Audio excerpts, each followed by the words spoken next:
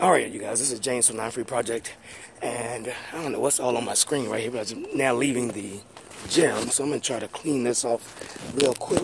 Well, let me tell you, I'm trying to understand how church has turned into a smorgasbord of coffee, cakes, pies, and sodas.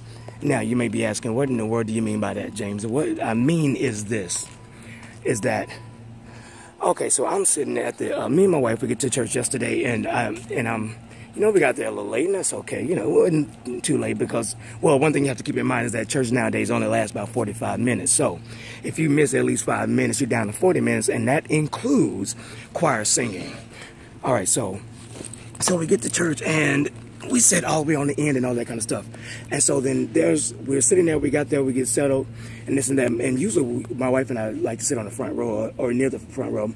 My wife, I guess she feels like there's more anointing on the front row than it is the back row. But I can understand why she feels that way, because as we're sitting there, there's another family that came in, and that family, of course, they look like us.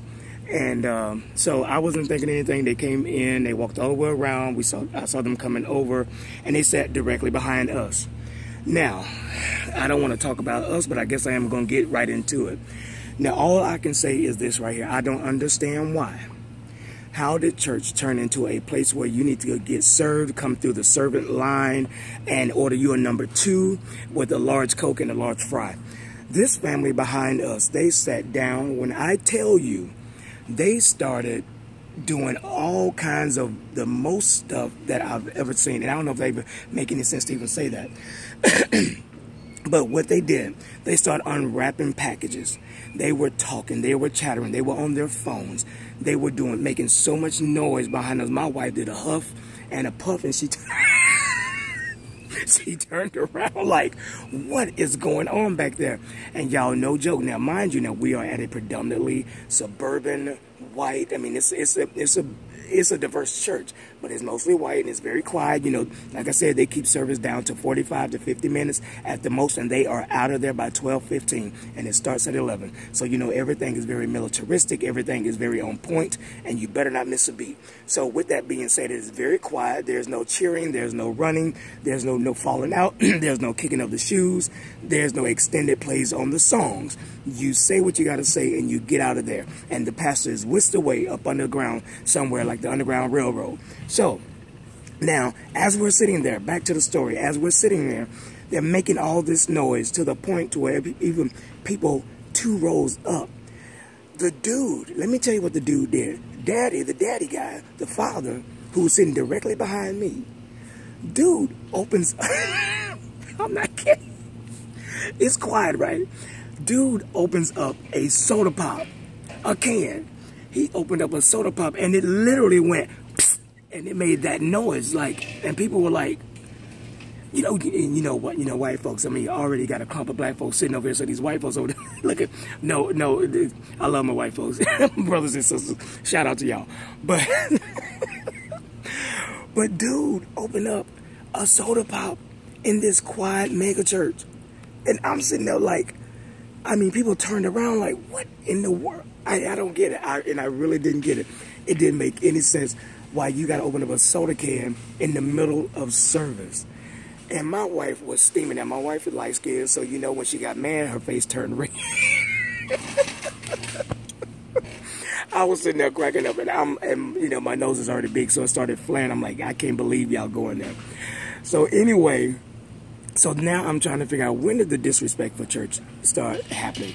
At what point did we start breaking down and having a low reverence for church and the atmosphere of church? When did we start getting to a place where it's like, oh, church, I'll do this and I'll do that, and come in with my low top skirt on, with showing half my cleavage with the skirt up the side, and men, I don't know, looking like, they're going to the club as well, and wearing, the shorts and all that kind of stuff. And I'm not getting into, come as you are kind of thing. I'm not getting into all of that.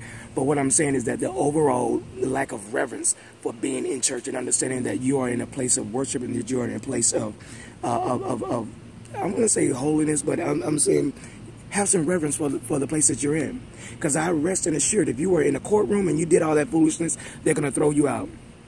they will throw you out of court. Now, how is it that you can come to church and do the same and do all that stuff and no one says a thing? Or that it would be okay and that no one's supposed to make a judgment call and say, you know what, you're making too much noise. Could you please leave? Or could you sit out there and watch it on the monitors that's out there in the hallway? You know, I don't get it. We've lost such a reverence for church that we cannot even walk in, sit down, and be quiet and get off our cell phones.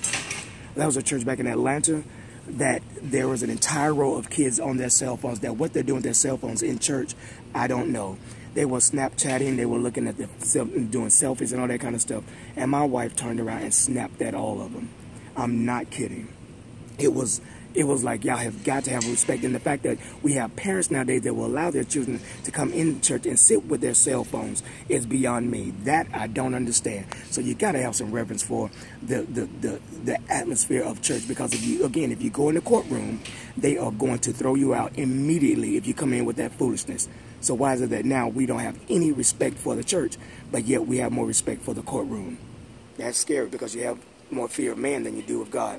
All right, this is James from Land-Free Project. Remember, Jesus Christ and Him alone is Lord. Have some reverence for the church.